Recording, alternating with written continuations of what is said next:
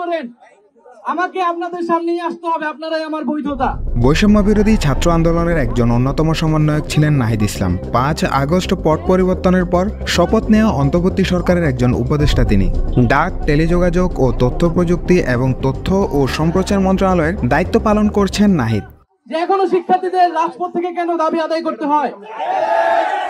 তবে মঙ্গলবার দিবাগত রাত থেকে তাকে নিয়ে উই আর নাহিদ হ্যাশট্যাগে ছেয়ে গেছে সামাজিক যোগাযোগ মাধ্যম ফেসবুক। এছাড়া বৈষম্য বিরোধী ছাত্র আন্দোলনের অফিসিয়াল ফেসবুক পেজে we are Nahid, we are Asif hashtag দিয়ে পোস্ট করা হয়েছে। আন্দোলনের আহ্বায়ক হাসনাত আবদুল্লাহ, মুখ্য সংগঠক আব্দুল হান্নান মাসুদ, আগের কমিটির সমন্বয়ক সার্জিস আলম, আব্দুল কাদের, মোহাম্মদ আবু বাকের মজুমদার সহ অনেকে নাহিদকে সমর্থন জানিয়ে ফেসবুকে পোস্ট করেছেন। কেন এই হ্যাশট্যাগ?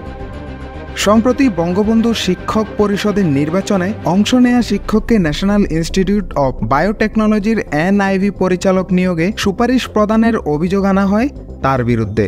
নিয়োগপত্রে উপদেষ্টা নাহিদ ইসলামের সুপারিশ সহ সই করা ছবি সামাজিক যোগাযোগ মাধ্যমে ছড়িয়ে পড়ে। তবে নাহিদ ইসলাম এই বিষয়টিকে অসত্য এবং বিতর্কিত করার চেষ্টা করা হচ্ছে বলে মন্তব্য করেছেন। এ নিয়ে মঙ্গলবার রাতে নিজের ভেরিফাইড ফেসবুক পেজে নাহিদ ইসলাম লিখেছেন, 15ই অক্টোবরের নিয়োগ 22শে অক্টোবরে বাতিল করা হয়েছিল। সুপারিশকৃত গোপন নথির ছবি যারা পেয়ে যায় তাদের কাছে বাতিলকৃত প্রকাশ্য নোটিশটি অজানা থাকার কথা না। তারপরও যে কোনো মূল্যে অসত্য প্রচার করে বিতর্কিত করাটা এই সময়ের রাজনীতি। মূলত আওয়ামী বিরোধী ও আন্দোলনের পক্ষের একটি গ্রুপ এই ব্যক্তির সুপারিশ করেছিল।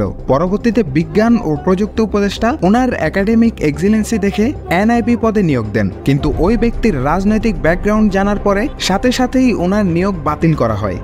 গত মাসের ঘটনা। বাতিল করার ঘোষণাটিও সকলে অবগত আছে। বুধবার ফেসবুকে একটি পোস্ট দেন সার্জিস। লিখেন, নাহিদ আসিফরা জীবন দেওয়ার জন্য প্রস্তুত হয়েই রাজপথে নেমেছিল। DJFI, ডিবির পাশবিক অত্যাচার, কোনো কিছুই এদের টলাতে পারেনি। হাসনাতরা আরও 3 মাস আগে বলেছিল we are open to be killed. Mahin Sarkar, Abu Baker Majumder, Rifat Rashid, Hannan মাসুদদের ভয় দেখিয়ে লাভ নেই। শেখ হাসিনার পুরো রেজিমের ভয় এদেরকে লক্ষ্য থেকে সরাতে পারেনি। শাহরিয়ার তৌসিফ, দৈনিক সমাচার, ঢাকা।